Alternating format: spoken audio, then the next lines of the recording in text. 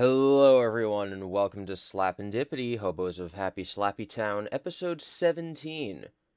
My name is Devin, but you can call me Gibby, and I'm here with Eric, who you can call Eric. Eric, say hello to the nice people. Hello to the nice people. Now, I would not include myself as one of those nice people. Are Do you you a know why bad that is? people? I'm a very angry people. Well, angry doesn't mean bad or not I'm like, good. like bad, like bad to the bone, angry. I'm gonna go beat up some nurses. That sounded way Nurses! worse than I intended it to. All right, so we're recording the podcast. We're sitting under the Anyone Bridge, and we're just sitting here recording the podcast, right? Right? I did rouse you from your slumber early today, shaking your little sleeping bag, like, "Hey Eric, it's time to record the podcast. We got to get up early because I'm doing something later." Yes. I had to shoo the Sandman away from putting sand in my eyes. And do you know what that thing later is? Seeing nurses. I had a doctor's appointment today. At 2 p.m. My doctor's office isn't close to my house, so I had a doctor's appointment 2 p.m. So we had to rouse ourselves early this morning to record this because it's kind of far away. Hmm. Now I get a text reminder on my cell phone telephone, and it's like, "Hey, your appointment with Dr. Robert is at 2." And I look confused because I don't see Dr. Robert, I see Dr. Jimmy. And so I go and I call them and I say, "Hello." And they say, "Sorry, we're closed on Saturdays." And I say, "Okay." And then Dang. in defeat, I call the next day, Sunday, Father's Day. And obviously they are also closed on that day. Yep. So this morning, 9:50 a.m., I finally get in contact with them. I'm like, "Hey, so I'm here to see Dr. Jimmy, but the text reminder you sent me said I had an appointment with Dr. Robert.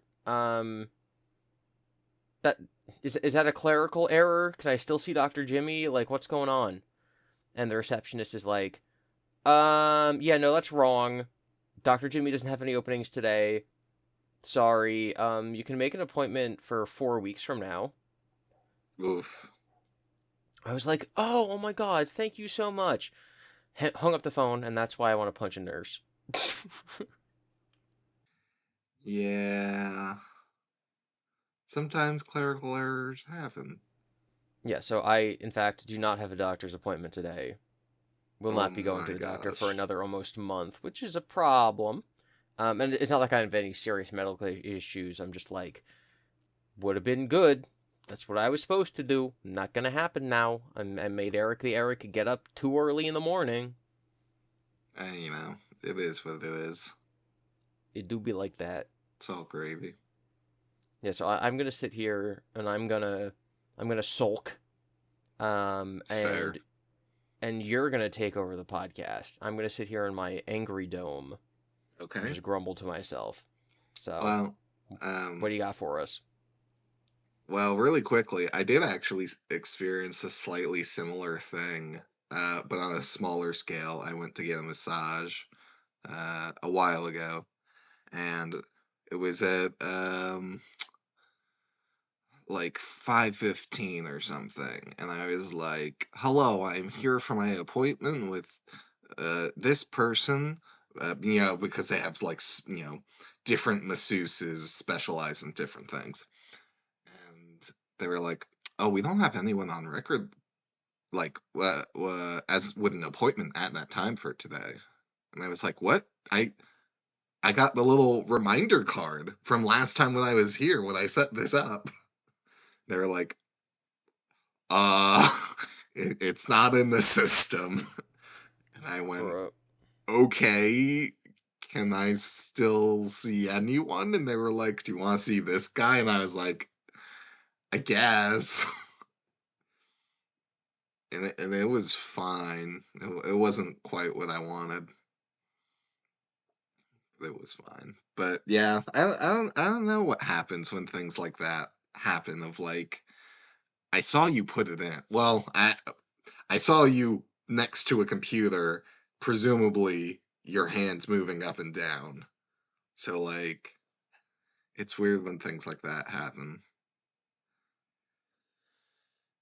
Anyway, that's my small relatable story, but That's your massage. Yeah, yeah. I said, yeah, that's your massage story. But I figured we could talk a little bit about some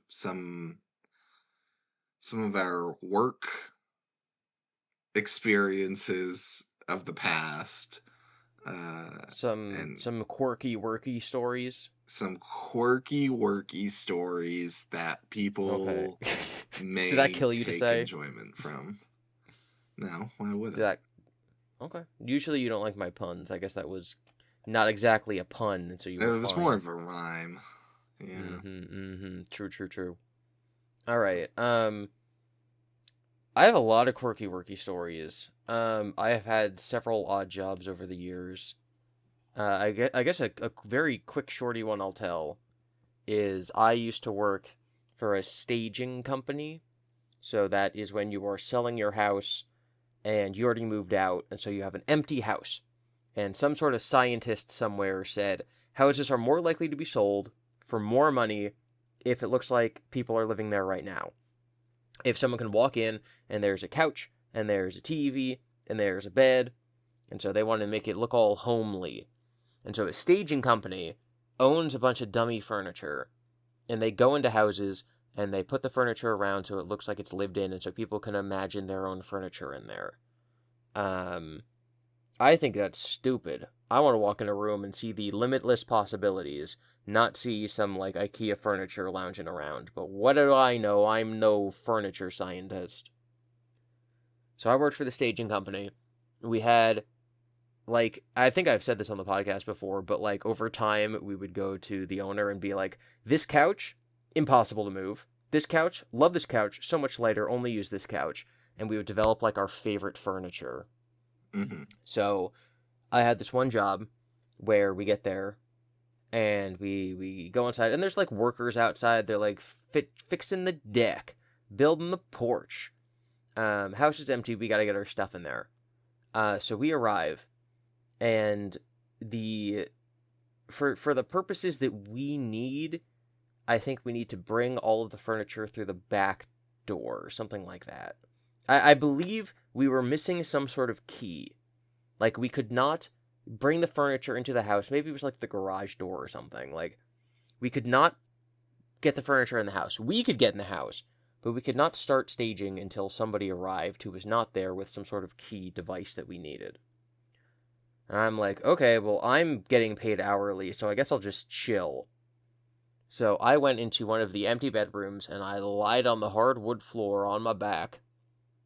Because you got to remember, the job doesn't start when we arrive at the house. The job starts when we arrive at the warehouse and load up the moving van with the furniture. So I'd already been lifting heavy things all day.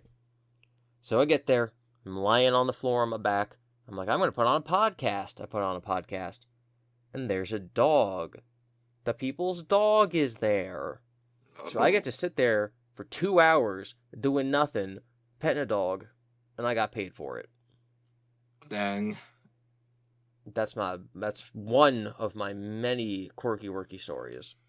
You always hear about people being like, I'm gonna go to the bathroom on company time. Never have I Hmm. heard of I'm gonna pet a dog on company time. Yeah. Wild. Good for you. Thank you. Um, I know I you've had a couple jobs. I've I had a don't know. couple jobs. I can name three of your jobs. Well, and you won't name them.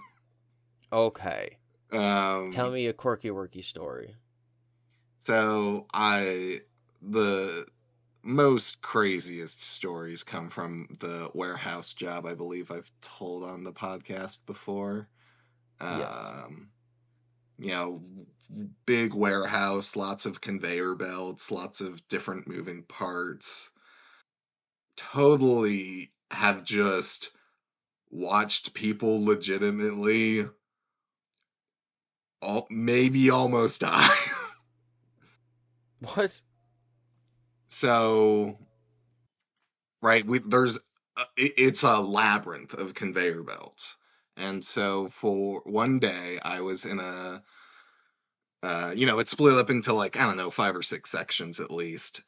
So I was in a certain section or walking over to it, and one of the supervisors was, because so many packages can get into these conveyor belts, sometimes it like causes a jam, or like at the end of the night, you want to make sure any like little envelope type packages didn't like slip under the on a conveyor belt, you'll have like basically a little blockade, like just a piece of metal to like stop, to like adjust where you want your packages to go.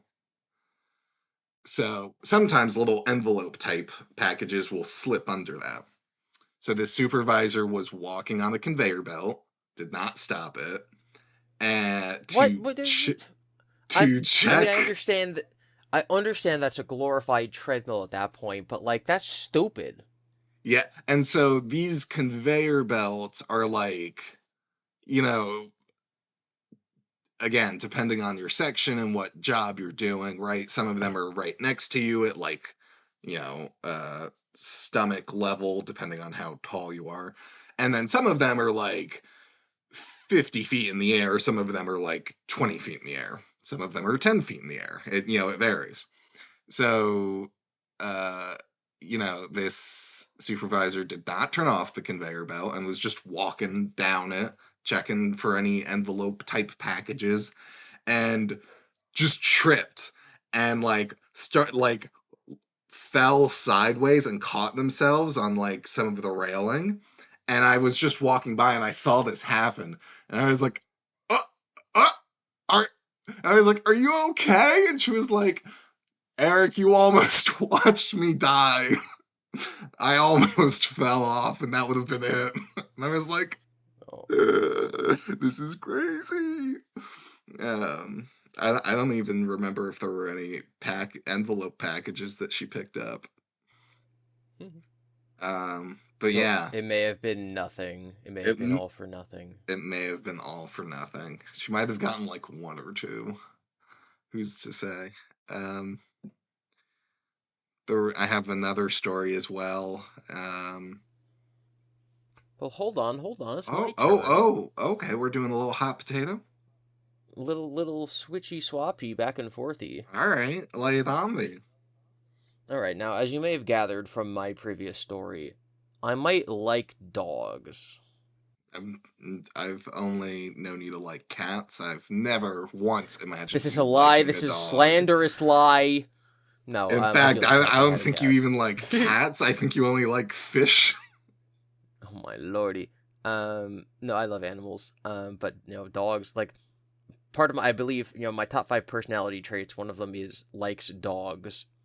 So I worked for a dog hotel, like a dog boarding place. There's a word for this. I'm being stupid. I don't remember what it is. No, I'm a it's a little dog brain hotel foggy because I had now. to wake up so early. It's a dog I worked for hotel. the I worked for the Happy Slappy Dog Hotel, where you're going on vacation, you gotta house your dog somewhere for 3 days, put him in the dog hotel, and it sucks.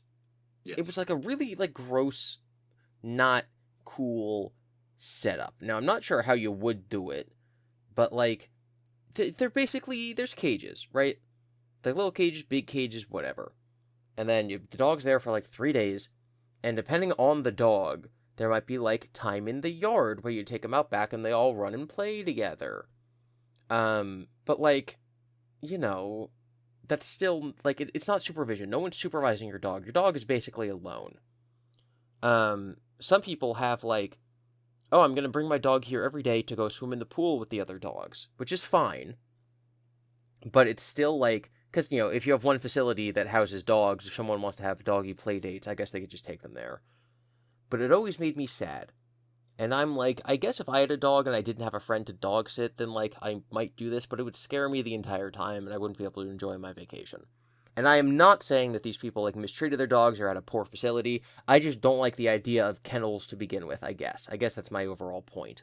Mm. Um So I worked there, and I was new, and we had different ratings for dogs. There were green dogs, yellow dogs, and red dogs. And green dogs anyone could take. You had to like work there for a while and get approved to take out orange dogs, and then like only upper supervisors could do red dogs. Mm-hmm. And beyond, oh my god, they're gonna play in the yard. There was also like, you take them for an individual walk around this big loop, and we timed the dogs so that they would go outside, and you didn't want to be too close to the person in front of you. So there was like, you're outside for, let's say, 20 minutes, and every 10 minutes a dog goes out. So there's always someone 10 minutes in front of you and 10 minutes behind you on the 20-minute loop. Whatever, that's just how it works. And you go and you walk the dogs, and some days there's more dogs, and some days there's less dogs. Just telling this story, the smell of like the pneumonia chemical that we use to clean everything is coming back to me. I'm getting triggered.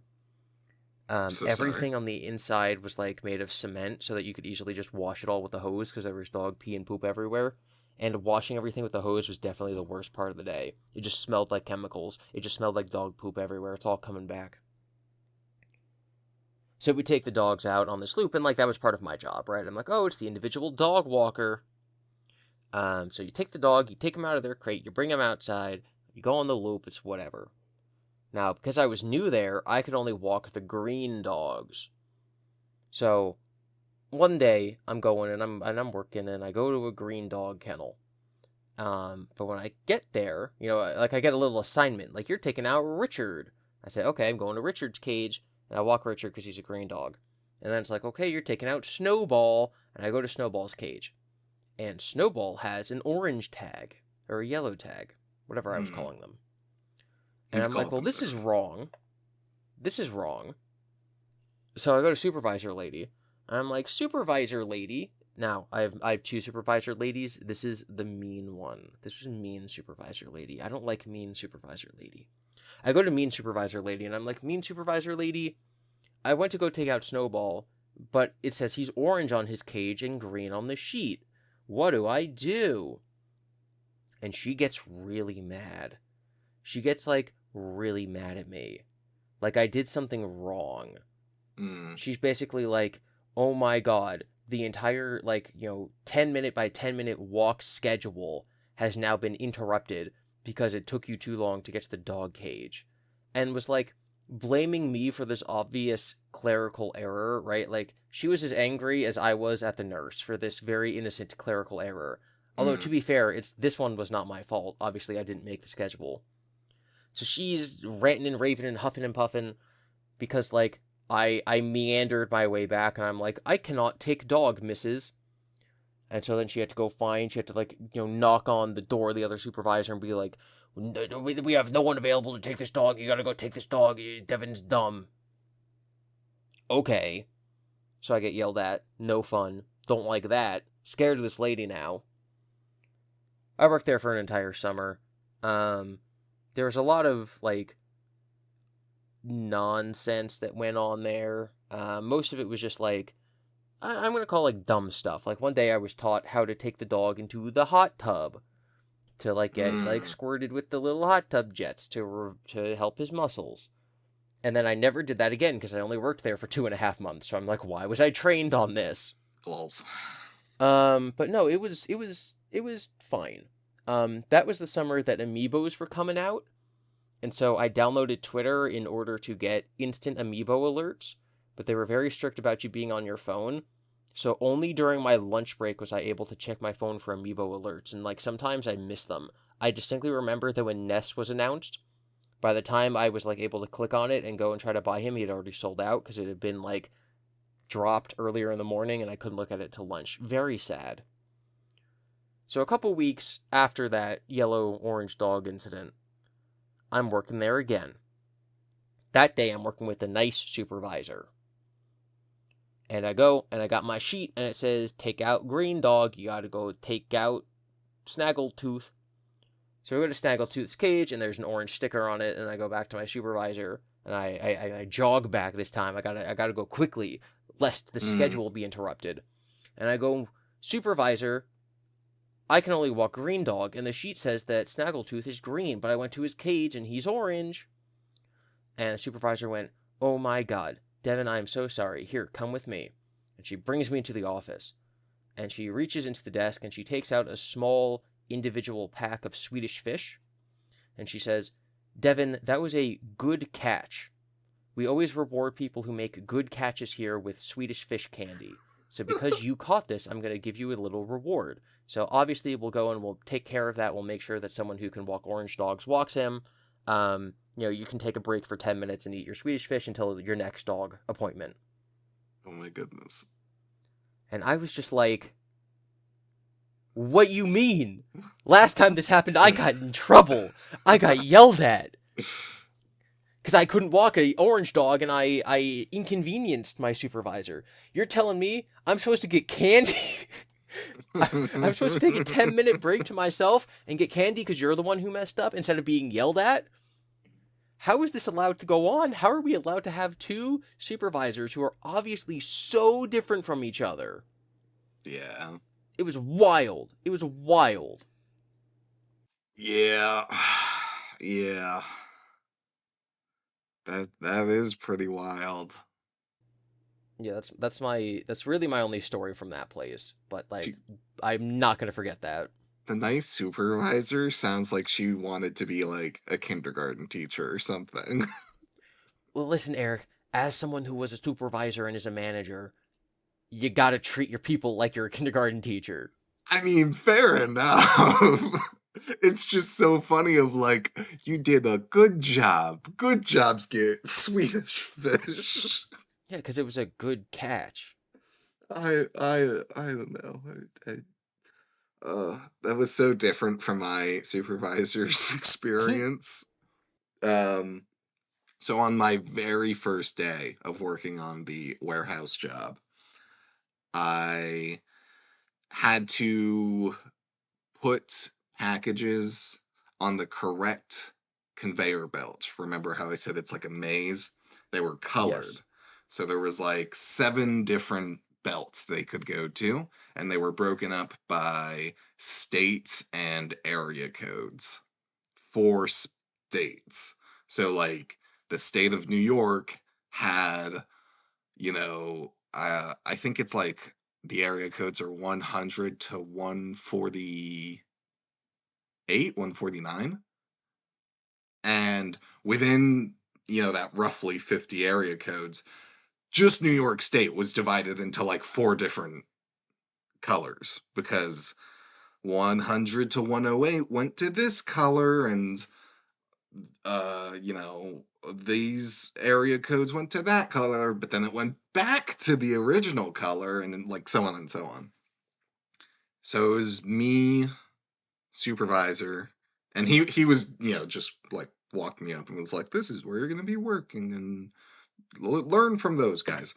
And it was like 2 other guys, and I was like, psh, whatever. This is like it.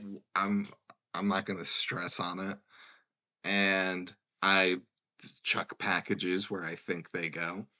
And after um, a little bit, I can hear every supervisor has like a walkie-talkie on their person, and I hear over the walkie-talkie of like, oh, we're getting packages to this location and they need to be going to not this location. And then I hear just like a bunch of calls like that.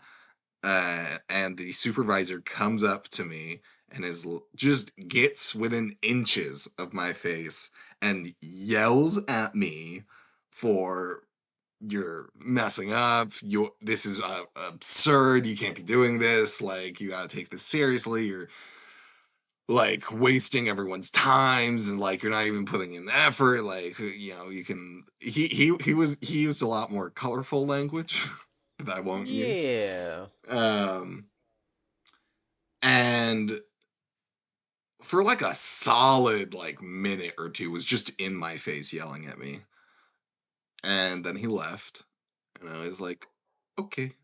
um And one of the takeaways was he was like, I would rather you work very, very slowly, but very, very accurately, instead of very, very fast and very, very inaccurately.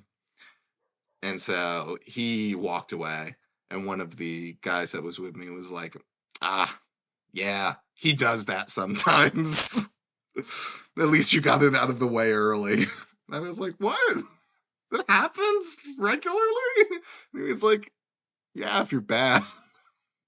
I was like, oh no. So I proceeded to take home a little chart that had everything, and I studied it for 2 weeks nonstop, and I became one of the best of that job whilst I was there. Um, but it is so wild to like see supervisors and their evolutions and their styles. Because sure enough, as that guy said, right, like I only had problems with him. And I that was the only time I ever really had a problem with him. He was kind of like Gordon Ramsay-esque of like, Huh. are you messing things up? You're here comes a tough time. Are things fine? It's whatever. We're buddies even. But yeah, just watching him be like tear into someone and be like, yes, I am sorry, fellow worker.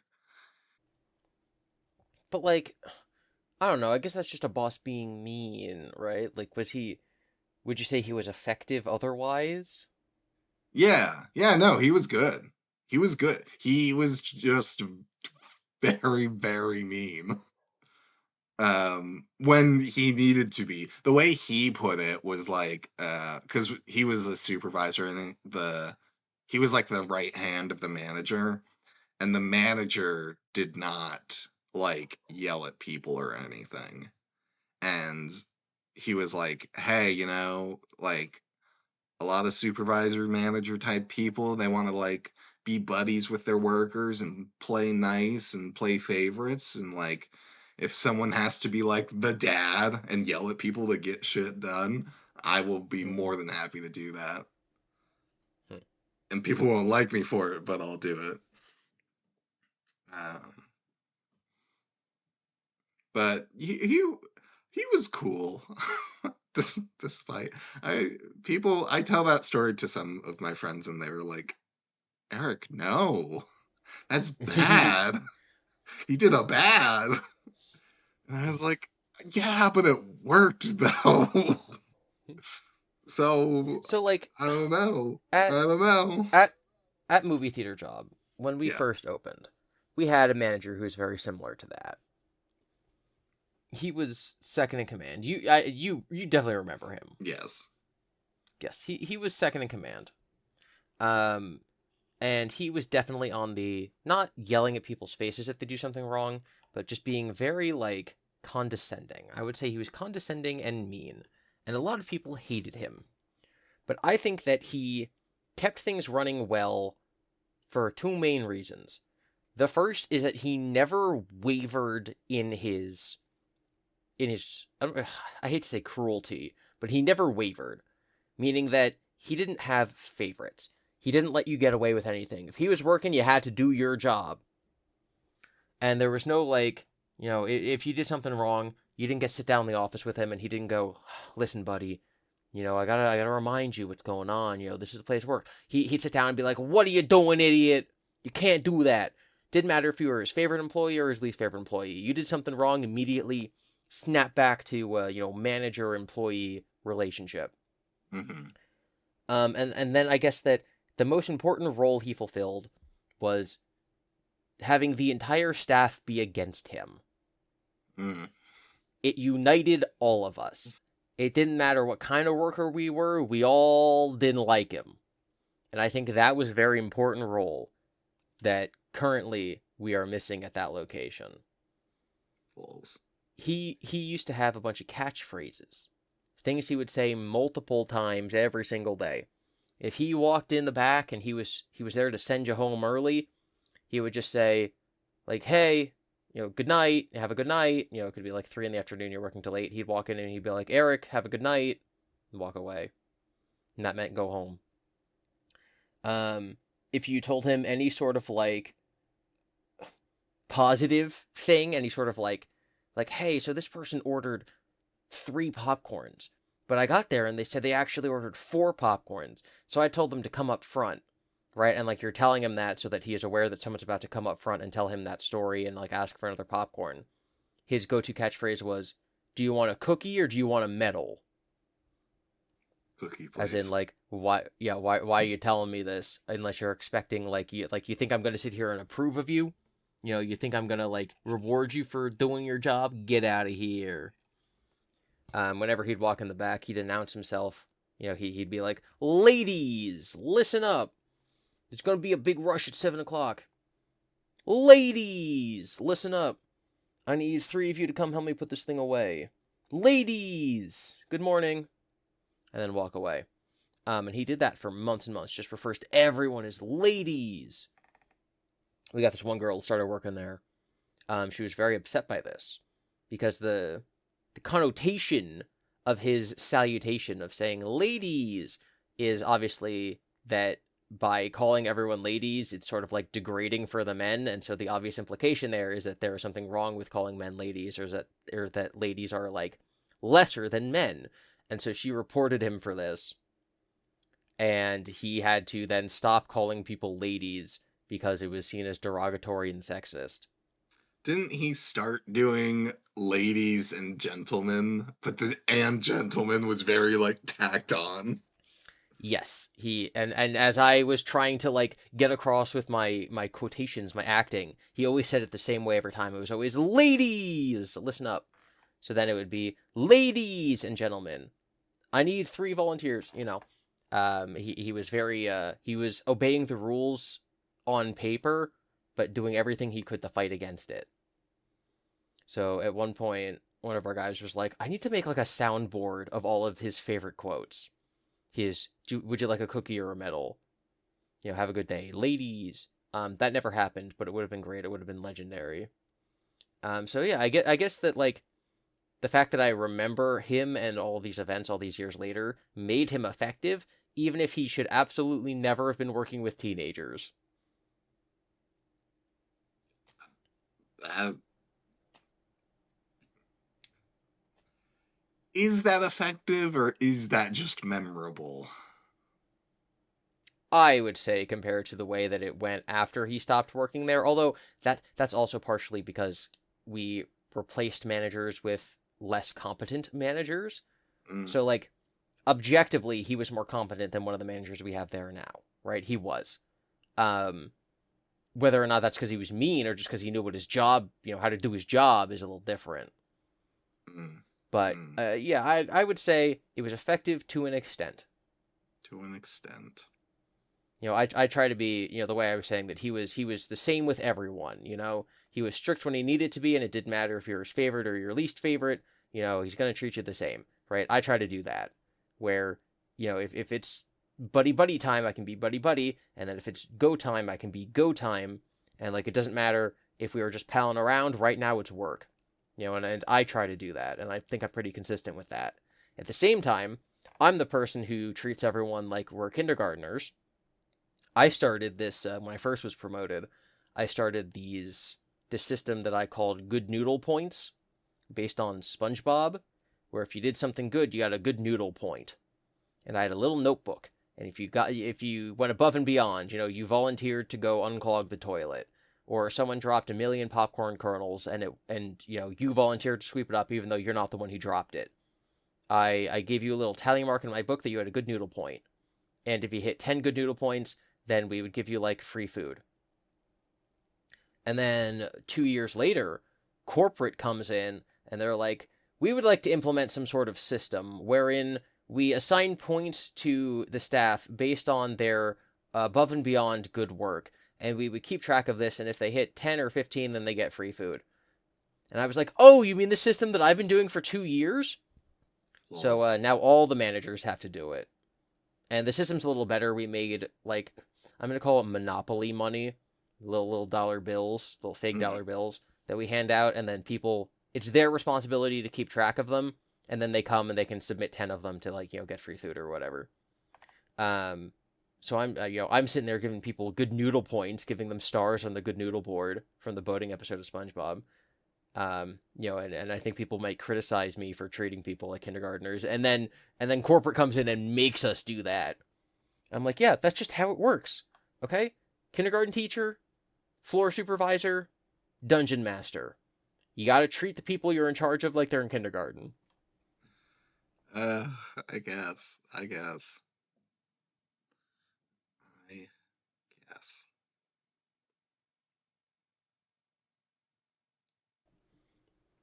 Your turn. Give me a quirky worky. Um, so I have two short ones. I'm just gonna treat it as one. Mm. Um, have you ever wondered what happens if you break 6 bottles of wine at a warehouse? No, but I know what happens if you use a bottle of wine as a pizza dough roller. Let me tell you, Mm, it does not work. Let me tell the mm, audience, does not work. mm, mm, mm, mm. All right, continue with your story. Turns out, not much. I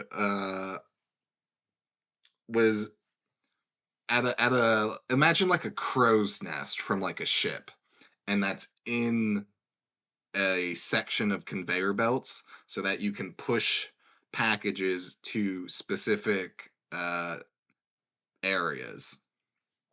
So I pushed this one package, which was 6 bottles of wine. It went off the conveyor belt onto the little slide. I forget exactly how. Um, I think it was my throw or something. I don't know. But it fell off the slide, and they all broke. And I had to call someone and be like, "There's broken wine. There's wine on the floor. People are gonna slip. There's glass." And No. they were like, "Okay, someone call a company. We'll have to get this. We'll have to pay for this." And then it just got cleaned up.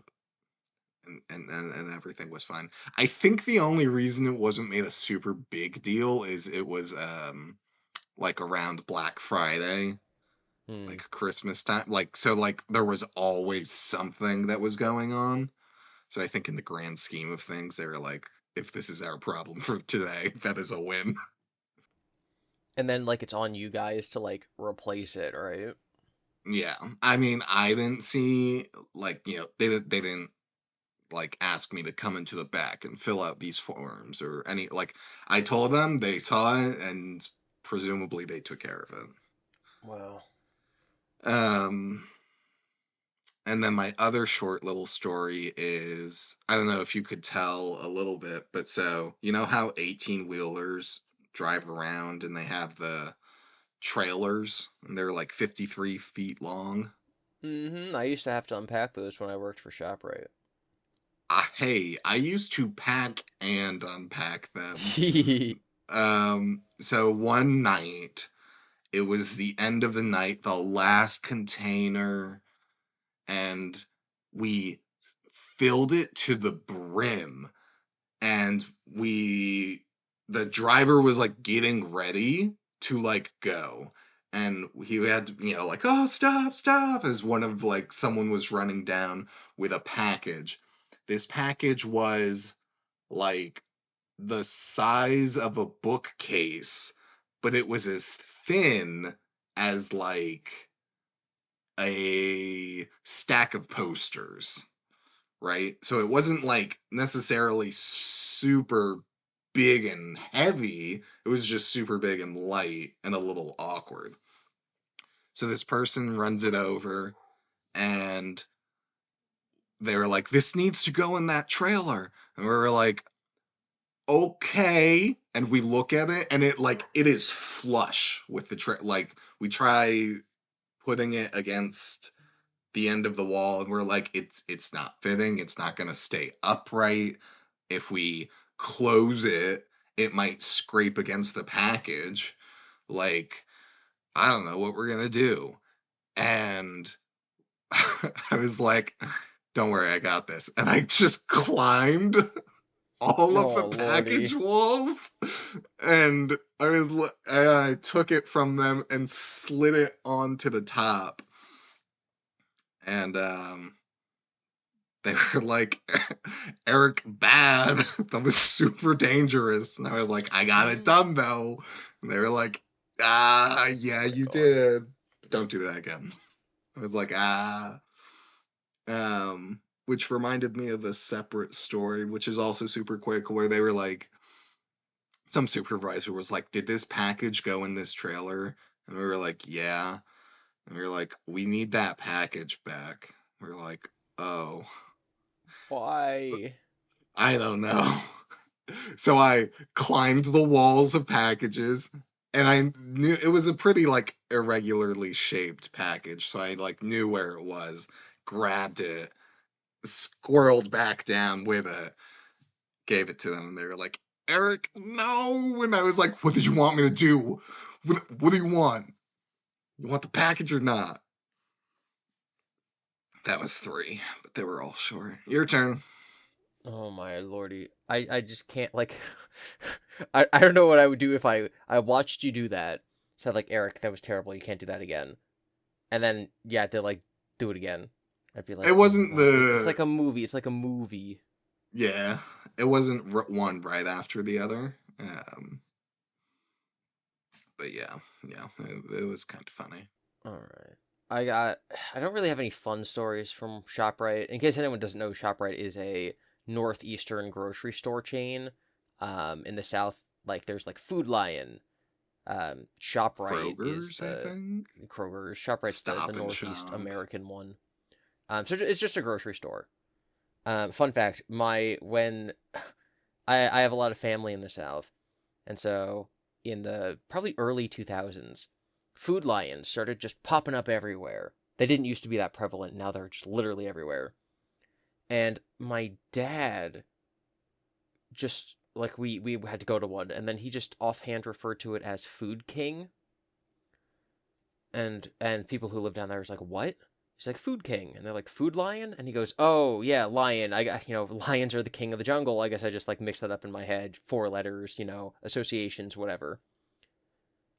And that story was funny, and it became like an inside joke in our family. And so now we exclusively refer to it as Food King. And so, okay, we started doing it ironically, but like now we can't stop. So now if we're in the South and we call it Food King, we get corrected.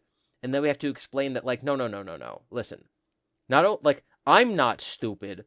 I'm making a reference to someone who is being stupid. Listen, you gotta believe me. You gotta believe me. I didn't forget what it was called. We're not wrong. You don't get my inside joke. I was wrong to forget to not do it in front of a stranger, but yes, no, I'm not wrong. Um, so I worked for ShopRite, and I was in charge. I was an overnight crew where the big shipment would come in, and we just got all these boxes, and we had to take the boxes and unpack them and put them on the shelves. And I did the laundry aisle. Mm. So I had to unpack them, and there was this stupid little laundry detergent, had a stupid little teddy bear on it, and I had to put all these laundries away. And it took me my entire shift to do the one aisle. And it's not like I was slow, like there's a guy who'd been working there for years and years, and he's like, yeah, there's some people who are one aisle people, and there's some people who are two aisle people. I'm like, okay. So I was a one aisle person. And so it took me all 8 hours of my shift just to do the laundry aisle. And it was crazy. And I couldn't, it's not that I couldn't stand it. It was just like, it gave me an appreciation about how much effort goes into keeping store shelves stocked. Mm-hmm. And I worked there all summer, and I was allowed to listen to anything I wanted on my phone. So that's how I got through all of the Song of Ice and Fire audiobooks. I would listen to them in 8-hour chunks as I was working, shelving laundry detergent. And every time I've ever been in a grocery store since, the moment I hit the laundry aisle, the smell of the detergent is just so overwhelming, and it flashes me back to all my nights, all my days spent working there. Song of Ice and And Fire starts playing in your head. yeah, I just get like suddenly like, whoa. I want to see some dragons right now. But that's really all my only notable story from working at ShopRite. I do have. I know this is supposed to be like, oh, stories from our old jobs. I do have one more very funny story from my current job, but I'll have to wait until after your next story because it's your turn. Well, so I can tell a story from your current job that is one of my previous jobs. Oh my god, it's a loophole. Oh my gosh. And this is part of the reason, as you said, right? Everyone was united against one manager. I did not like this manager either. So, in my early days, I think it's established that there's a kitchen in your establishment. Yes, yes. So, I was a cook in this establishment, and I was very new to like the cooking world as a professional like job. And one day, it was me, another coworker who was like on my level, right? There wasn't like a supervisor in the kitchen or like a manager or anything. It was just the two of us, maybe one other person. And so I had to like prep some type of sauce, and there's a fancy little gadget you can get called a tomato slicer, and this tomato slicer will slice your tomatoes perfectly and evenly. At the time, I didn't know it was called a tomato slicer. At the time, I thought it was called a slicer. So you can Oh no. understand when I put a red onion in the slicer and it got stuck, and I was like, huh, that's weird. It's supposed to be slicing it. You can you can understand my confusion. And after trying to like jam it out with like just the machine itself, and it wasn't working, I was like, well, clearly I just need to get this thing out, and this isn't working, and like I'm not going to take a knife to this cuz that sounds dangerous. So I'll just use my hands. N- To Eric. anyone listening, do not use your hands on a slicer on any kind. It won't end well. I had my hands, my right hand grabbing like the handle of the slicer on top of it, so that was nice and safe. And I grabbed the onion with my left hand, and using my right hand and arm as like a focal point, I don't know, as like as an anchor, A so I can get some fulcrum. leverage, fulcrum, uh, so I can use my left hand to try and maneuver the onion out. And then my left hand, like, I don't know, was you know, touched the blades, and I was applying pressure and Oh. got sliced. You got And I was like, sluiced? I got sluiced even. And I was like, oh, that hurts. And I was like, and I grabbed my fingers and I was like, oh, that's not a great feel. Like I'm in pain, and I had never gotten stitches before this point in my Mm. life, except Mm. for wisdom teeth. And so like I didn't even really look. I was just holding them because it was in so much pain. Got some paper towels, wrapped it around my finger, and I was like, okay, I guess I'm gonna go to the big head manager because I don't know what to do. And I go to into his office and I'm like, hello, sir. And he's like, yes, what is it? And I'm like, I have a problem. And I just like I reveal some of the paper towels, and he saw the blood and was like, nope, nope, that's not for me. That's for the other manager. And I was like, okay, is he here? And he was like, he should be about to walk in the door. Like, What? please stop showing me. I cannot do this. And I was like, okay. And then sure enough, he like did walk in through the door. Um, or like had just walking in through the door. And I was like, hi, other manager, help? And he was like, okay, this isn't what I wanted to do first thing for my shift, but let's go to the bathroom. And we just stood in the bathroom for like an hour with my hand raised above my chest, just being like, did it stop bleeding? Like, no. 15 minutes passed. How about now? No. 15 minutes passed. How about now? No. I was just like, should I like go? And so like an hour passed, and I was like, I think I need to go to like an urgent care or a hospital or something. Like, it's not stopping. We've been in here for a long time. Like, hello? And he was like, yeah, maybe. Let's give it a little bit longer though. And I don't remember exactly how much of it was the manager's fault, how much time had passed in what directions, because and eventually it did get to a point of like, okay, Eric, go to like an urgent care or a hospital or something. And I was like, okay, I'll go do that then. So I drove myself one-handed, and This whole story is nonsense. yeah, it is. And Like the GM should have brought you to the hospital, or at the very least, yeah. Like I get that like he was squeamish, but like, dude, if someone's got to go to the emergency room, you don't wait for the next person to come in, and then that next person just doing that in the bathroom. yeah, he was Trash. on his phone too. Like he was just mind like, are you good? Is it done? Like, no. And it's like, okay. And then just scroll on his phone. It was like, sir, sir. Thankfully, I made it. I got there.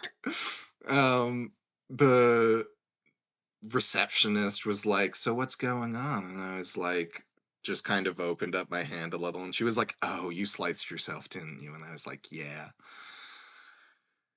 And the doctor was like, okay, so when did this happen? And here's how. I know how much time passed before I got to the doctor's, but I don't know how much time I spent in the bathroom. Because I said, and this is a vivid memory of this part, of like, he was like, when did this happen? I was like, 2 hours ago. And he looked at me like jaw dropped and was like, what do you mean 2 hours ago? And I was like, well, I was at work and my boss couldn't handle it, so I had to wait for my other boss, and then he came in, and then we waited a long time in the bathroom hoping it would just stop. And he just like looked at me as like, oh, you sweet dumb child. Like, you should have advocated for yourself. Your bosses screwed you over. So then I had to get 16 stitches, and I did not That enjoy that. no, that's like lawsuit territory. Yeah. Yeah, no, that's Yeah. insane. Yeah. Wow. Have you not heard the entire story? No, I guess I didn't hear the details of how much time had passed and like the I remember the story of like, oh, you went to the general manager and he was squeamish about it, so he pawned it off on a different manager. I remember that. I don't remember any of the rest of that. Yeah, yeah. I also remember the time you accidentally spilled the hot oil vat on your foot and it burned through your shoe and lit your foot on fire. Yeah. I remember that. Do you want me to tell that story now too, or do you want to take your turn, or should I just speed I run think it? I speed run it because I think Eric injury stories. We can be two Eric injury stories back to back. Okay. So few years later, this injury occurred where we have deep fryers. Oil gets dirty. You use oil to deep fry, and eventually you got to take it out near the dumpsters, and there's a special container near the dumpsters for dirty oil that like gets picked up once a week or whatever. So the kitchen manager at the time did have a dirty oil like vat uh gizmo that you're supposed to use. But it was a little awkward to work with. The kitchen was a little small. So he said, instead of doing that, we're just going to use a Cambro, which is just a brand of Tupperware. And we would use like what was it? Like 20 quart, uh, like giant 5 gallon, Tupperware, yeah. 5 gallons, Yeah. like massive. Um, Yeah, these things are huge. yeah. But and it could take, we had 2 fryers. It could take 1 fryer's oil at a time. And you would just, walk out with it and dump it in. Anyway, it's made of plastic, and we didn't wait till the oil was hot because we gotta move, we gotta make money, we gotta cook food. So So the oil was cool. so the oil was not cool. Okay. The oil was hot, and I don't know if you know anything about how hot interacts with plastic. Um, and so after doing this for, we probably did this for like years.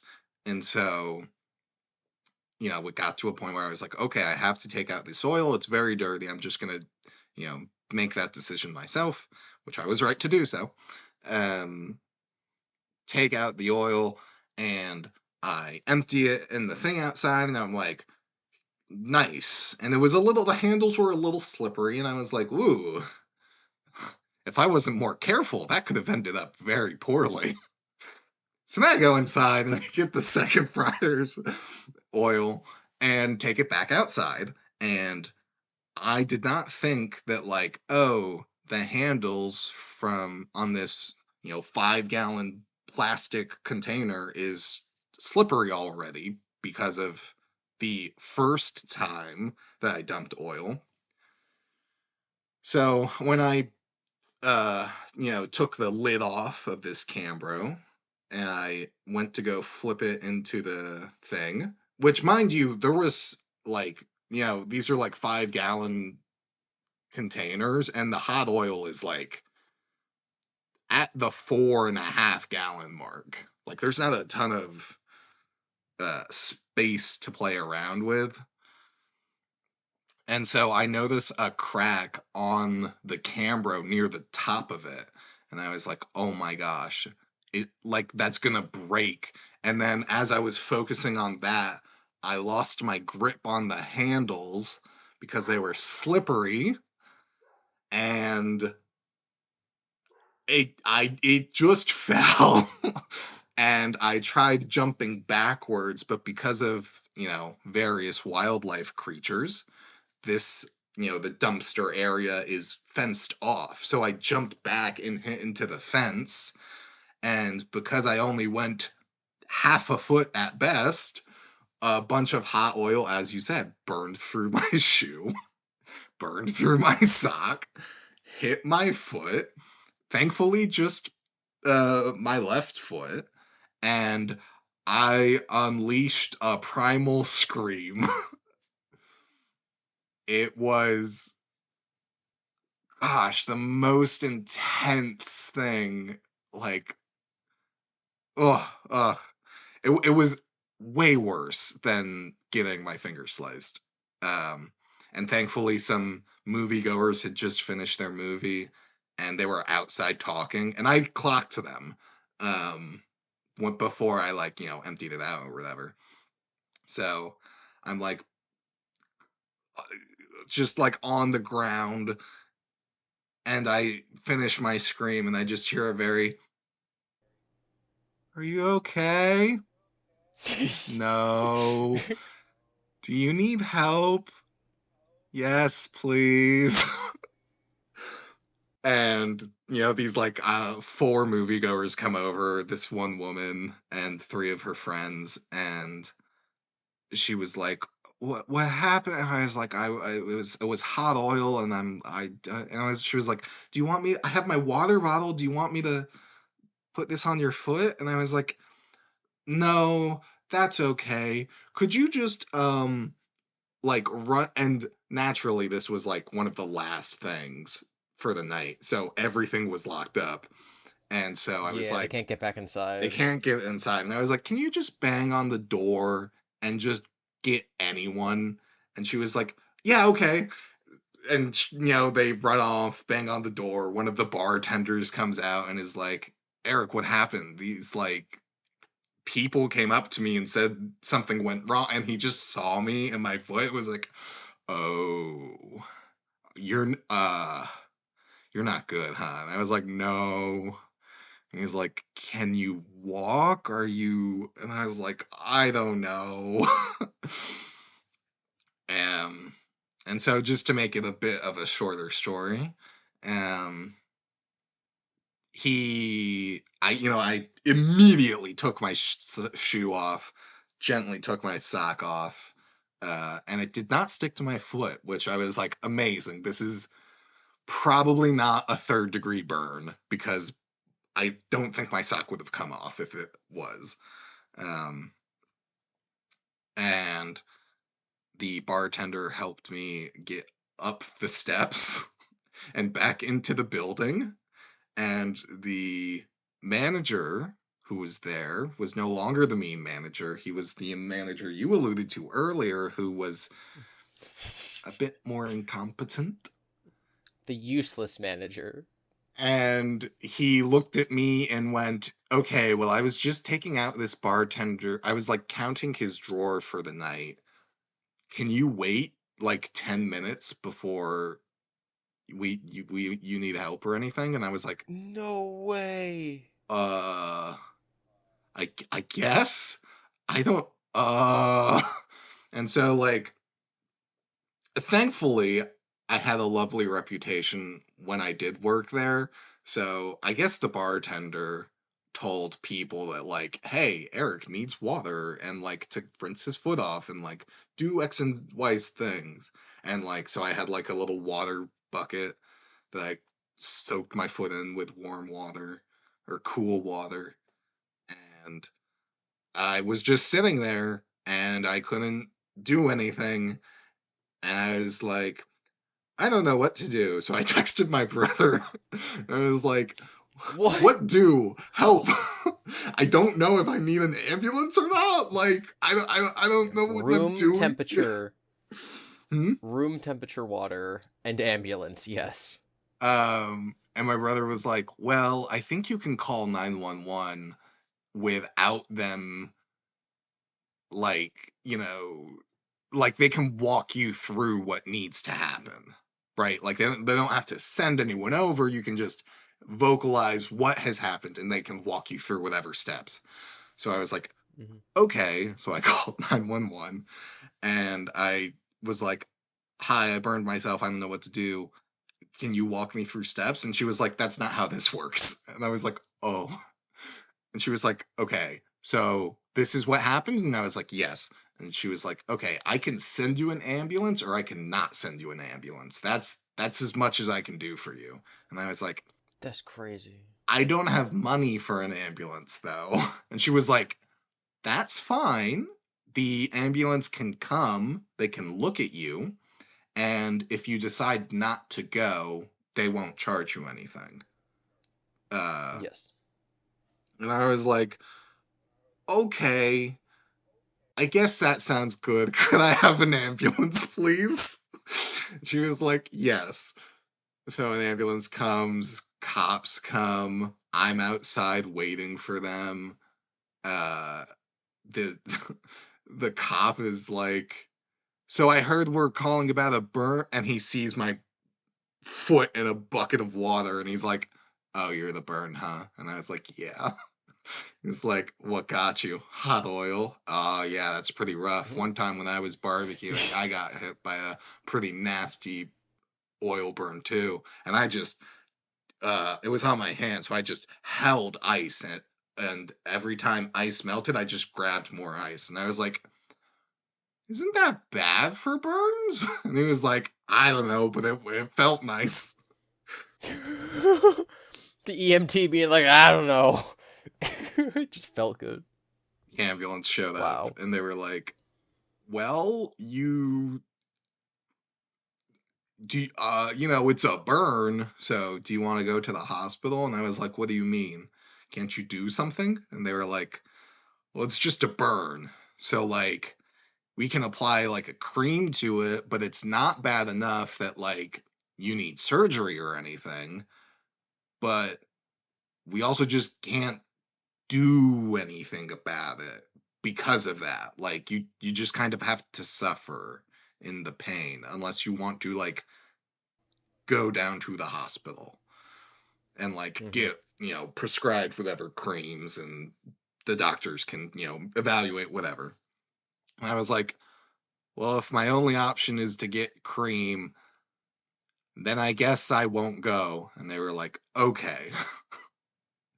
I was like, okay. And then the incompetent manager came out and was like, did you call an ambulance? And I was like, yes. He's like, no, I should have done it. I made you do this, and Yeah, it should have been really, should you me. have? And I was like, yeah, I don't want to be that guy, but yeah. um, That's crazy. that's my burn story, and I'm I curious. yes. Can you allude to who was in the bathroom with you when you sliced your hand? Who was there when I sliced my hand? Which manager was in the bathroom with you when you were bleeding out in the sink? The old one, the mean one, the one who Oh, everyone okay, rallied against. okay, okay. Mean manager. That's so funny. He should have known better. Wow, that's all crazy. Yeah. And I feel so bad because both of those times was the same coworker that I was working with. So each time he was just like, you just disappear. I don't know what happens. I'm like, I'm so sorry. I keep hurting myself. I can't go to any sort of specifics because of HIPAA laws. But and this is not the story I was going to tell. But I had an employee who hurt themselves on the job. Mm, So policy is we call like the triage nurse and they tell you what to do. And they're basically like, "Yeah, so you're going to go to the hospital." I'm like, "Okay." So the policy is that I drive them to the hospital. mm, So I drove them to the hospital and then I sat in the waiting room with them. And then they were called in and then I had to like fill out a paperwork and then I was called in. And then I sat with them. They were like I'm gonna say they were in like the hallway of the actual hospital area, like in on a gurney, and then they had to go run some tests, and like their significant other showed up, mm. and so I had to sit there and just like be with them until like they weren't discharged, but they're like, okay, we're gonna do a bunch more tests. Devin, Gibby, you don't need to be here anymore, and I was like, okay, and then I like went back to work to close. So I spent like 3 hours just in the hospital with them, Mm. and that's what I'm supposed to do. Yeah. Listening to your horror stories is crazy. Hey, you want to know how that got set Mhm. up? How what got set up? You know how all of your things of what you're supposed to do got set up? They've been policy at the company on a corporate level for many years. The other managers just didn't do No, it them. was all me. It was all Oh my me. lordy. I Oh my went to the lordy. general manager. The first time I was like, yeah, I just kind of goofed it. And yeah, it would have been nice if people like knew what to do. And the second time when I got my burn and I dealt with that incompetence, I was like, Mr. General Manager, so help me. I will rain righteous fury onto this place if there are not proper steps put into place on injuries. And he was like, Oh I hear you. I understand. And I was like, no, this is the second time. This is the second time, sir. my. And he was like, yep, okay. And then sure enough, like all these posters about if you get hurt, call this number, and all these posters. And I was like, darn straight, darn tootin'. Darn tootin'. So this is something that happened recently. This happened within the last 17 weeks. It happened within the lifetime of this podcast. And I told myself, I'm like, I'm never going to tell this story on the podcast because of the sensitive nature of the incident. But I have found a way to tell it in such a way that does not disclose any information that should not be public. So we had a customer, a guest, who was inside one of the theaters watching a movie, and they had a medical issue. And nobody inside, and everyone in the theater could tell that he was having a medical issue. And nobody did anything. Except for these two people who were in there watching the movie, who were like sitting close by. So they go over and they're like, "Do you require medical assistance?" And the guy's like, "Yes." And so they come out to get a manager, which ends up being me. And they're like, "This guy is having a medical issue." I'm like, "Okay." And I go in, and the guy is having a medical issue. And so they had already called 911. And so I have to turn off the movie and turn the lights on, and pause the movie and be like, "Hey, everyone, just so you're aware, there's someone in the back of the theater currently having a medical issue. Sorry about the inconvenience." And, like, I was pissed. Because I'm like, the fact that of this almost full theater, only two people bothered to say anything blew my mind. So they had to wait like 20 minutes, and then the EMT showed up, and then, it did their thing. Whatever was required and necessary. And then after the 20 minutes, I'm like, "Okay, guys, I'm going to turn the movie back on." Now, the movie had like 5 minutes left. This was during the final fight scene. So I kind of felt bad, but at the same time, screw those people. Like, they didn't ask to be involved, but also, I could never be in a theater, know someone's having an issue, and not do what those two people did, and not go out and tell someone. Yeah. So there's this form we have to fill out, and it's like, what happened, and when, and who. And again, I'm not allowed to give literally any details besides a thing happened. It was during a movie, right? I'm not going to say anything else. People should be allowed to go to movie theaters and have medical incidents and not have the manager on duty tell a story on a podcast, right? Like, that's why I'm so apprehensive about talking about this at all. But I had to fill out the form. Now, the person who had the issue was, taken out of the building by the EMTs. So I had to get a statement about what happened. And so I had to get a statement from the two people who came out to report it to us. The two people who came out to report it to us, I'm not going to say they're celebrities, but let's just say they're verified on Twitter. Okay. Let's just say that people know who they are. And I'm sure, one of our friends, I've said this a couple times, like recently moved to LA, and it's just like a thing out there where, you can be walking down the street and a celebrity says hi to you. Or, you're working at a restaurant and the celebrity is the person that you're waiting on, and you're not supposed to, like, take pictures of them or bother them because, like, it just happens all the time. These people need to be able to live their normal lives. But, like, that kind of stuff doesn't happen around here. That kind of stuff doesn't happen in Happy Slappy Town. So I had to, like, talk to these people and get their statement, and then, they hand wrote something and then they signed it, and I had to, like, submit it to corporate. I'm just like, it's so crazy to me that, like, of everyone in that theater who did something and then who, like, had to do the paperwork afterwards, it was that person. And, like, wow, that's pretty wild. And I can't ever tell this story to anybody. That's pretty wild. And I can't believe you told that story to everybody. But I can't tell you who it was. I can't tell you the actual incident. Well, it would be so rude, both for the quote unquote celebrity's privacy as well as for the person who got hurt. The person whose incident occurred's privacy. To, like, tell the story in any capacity. Besides the fact that, wow, this is a thing that happened. You know what else is not great about it? What's not great about it? You've revealed celebrities can get into Happy Slappyville. People can't get into Happy Slappyville. But we're here, Eric, and we're celebrities. Aw, shucks. You remember the story I alluded to earlier that I was going to tell about this place, that I said that this wasn't the story that this was? Yes. It's also about a celebrity, but they're going to have to wait to hear that until after Le Grand Chase. I'll chase you in a grand way.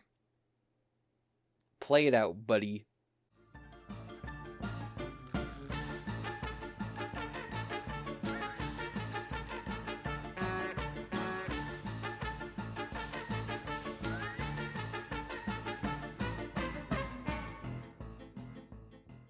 Hello, everyone. Welcome back from our break. We're actually going to interrupt the story I was going to tell for a very short mailbag.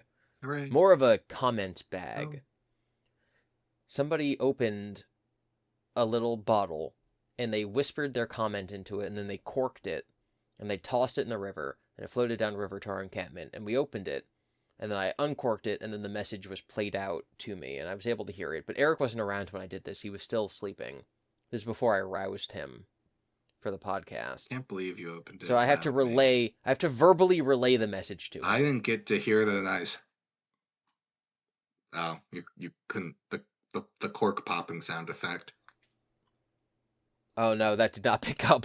That's probably not recorded. I can't do it. I tried doing it with my own body and it didn't work. This is why you have to wake me up. Oh my god. So we get a lot of these comments where people are like just agreeing with Eric, like literally everybody just agrees with Eric all the time. Yeah. All of his takes. Yeah. Any debate we have, he just wins because the people in the comments agree with him. Yes. So finally. No. Finally. I refuse. Finally.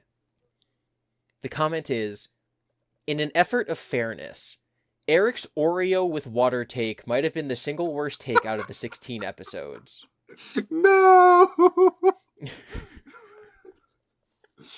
Listen! Is there more to it? No, that's the comment. Okay, you gotta try it though. It sounds not amazing, but you do it and it is amazing.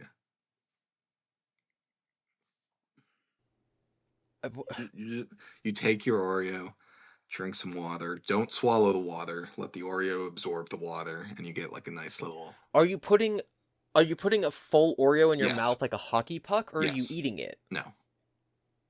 You're hockey pucking the Oreo wanna- and letting it dissolve in some water in your mouth. Yes. It's delicious. And then what, you drink it? Well, no, it becomes You kind of slurp like it? a sludge. So then you just swallow. You could chew a little. Oh my god. It's so good. Okay, next time we're in the same place and Oreos are present, I will try it, but I cannot imagine that that is a pleasurable experience or an ideal way of eating Oreos. Don't knock it till you try it. Good lord. All right. So I have one more story I'd like to tell today as far as quirky worky stories. Sure. Is it about how you worked at an Okay. Oreo factory and you... No, that'd be nice.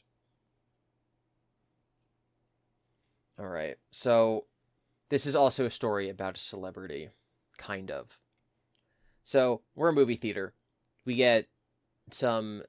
I don't know if people are aware of how this kind of stuff works, but let's say you're a movie reviewer. Let's say you work for IGN or movie discussing film land. You get to see movies for free. Because it's studios will allow reviewers to watch a movie for free so that they can review it, right? Because it's free publicity. So we have a couple classes of passes. Weird way of saying that.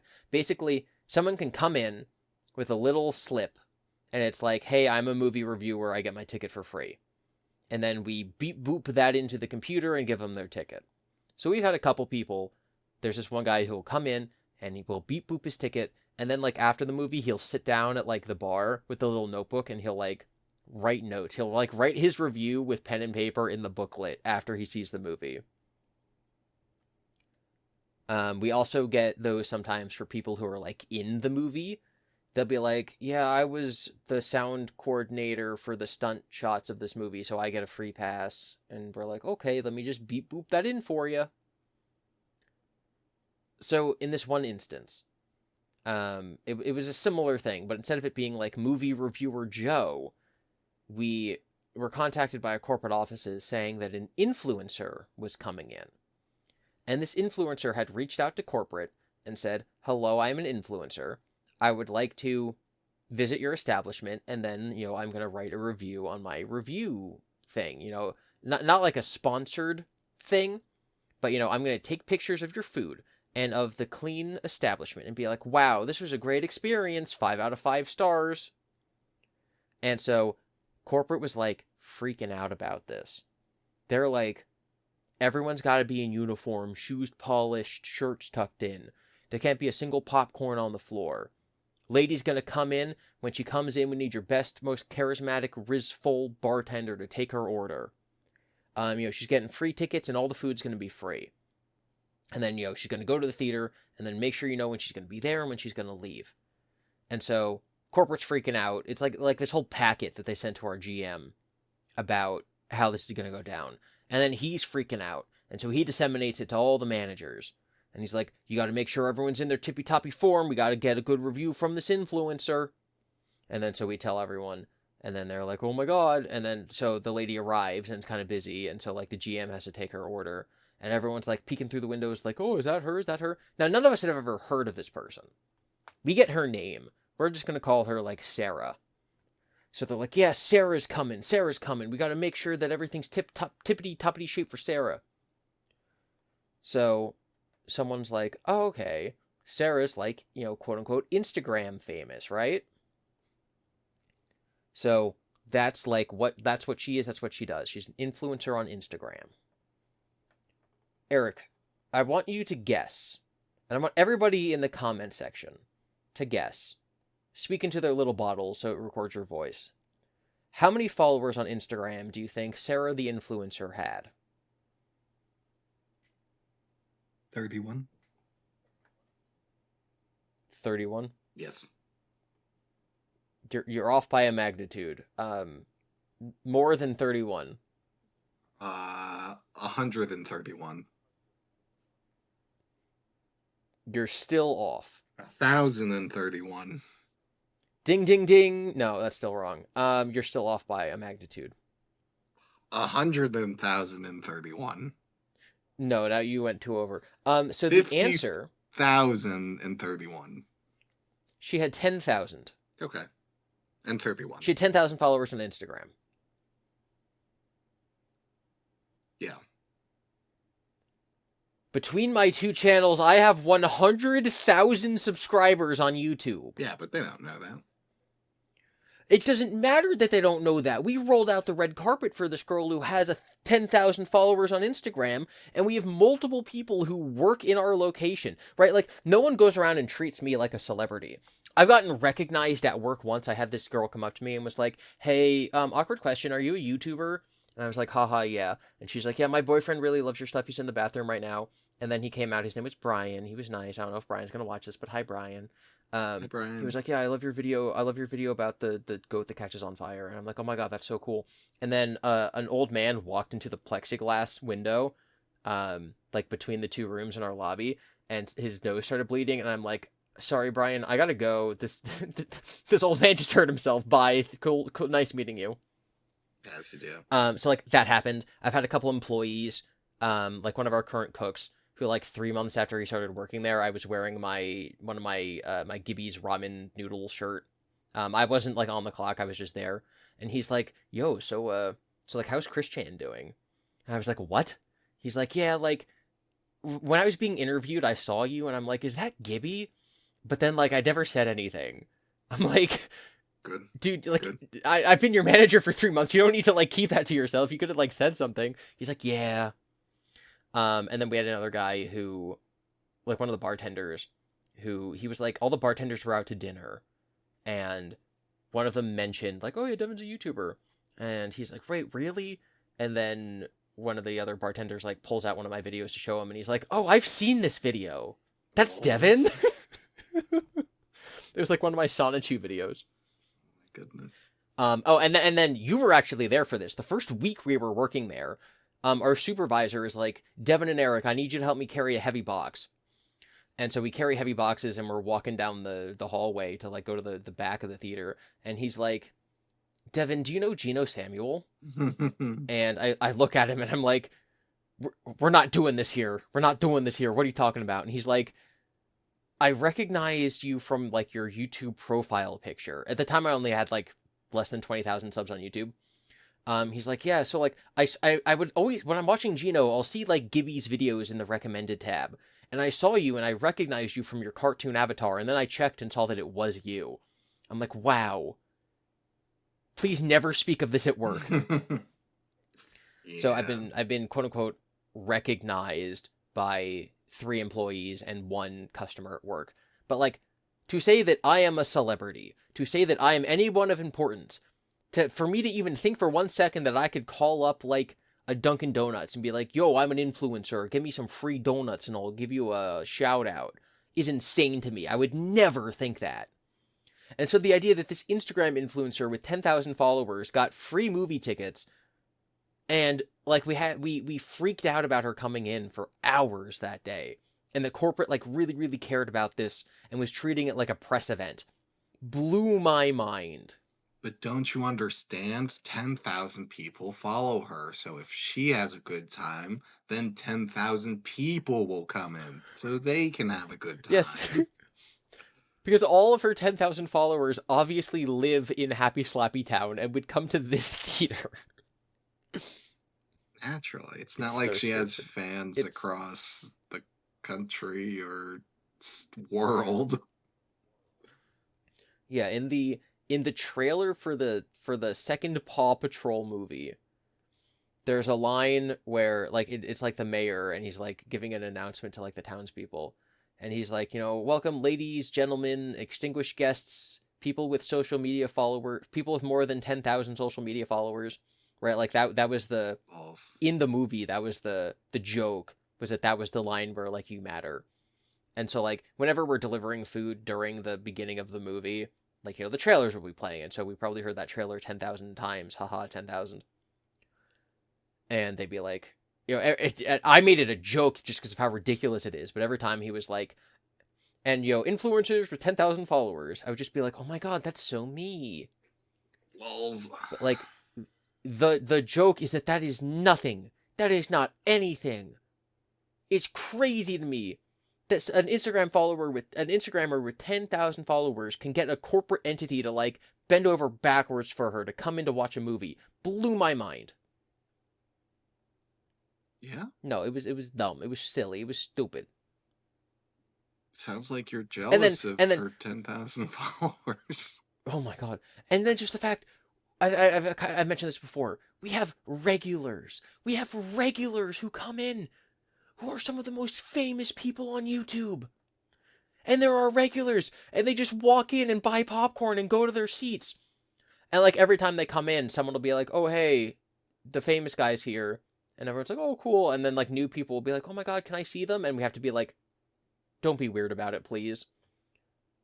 But like, it just blows my mind. Blows my mind that we roll out the red carpet for this girl. I know. It's just so stupid. Corporations don't understand the future, and it is the future, and they don't get it. It is the future, and they don't get the future. Yep. All right, that's my last quirky worky story for today. I got a little workied up over that. Boo.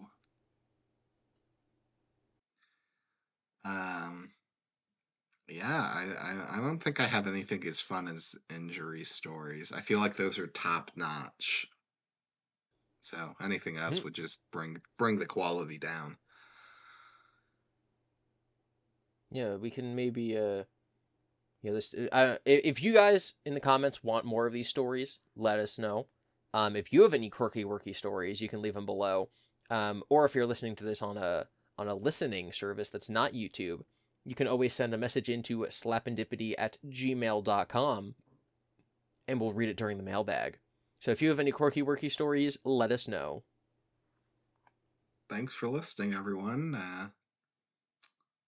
Make sure that your hot oil is cold and that your slicer is only for tomatoes. It is a tomato slicer. Don't accidentally sluice yourselves, and remember, pet a dog. Easy. Pet 3. Goodbye. Goodbye.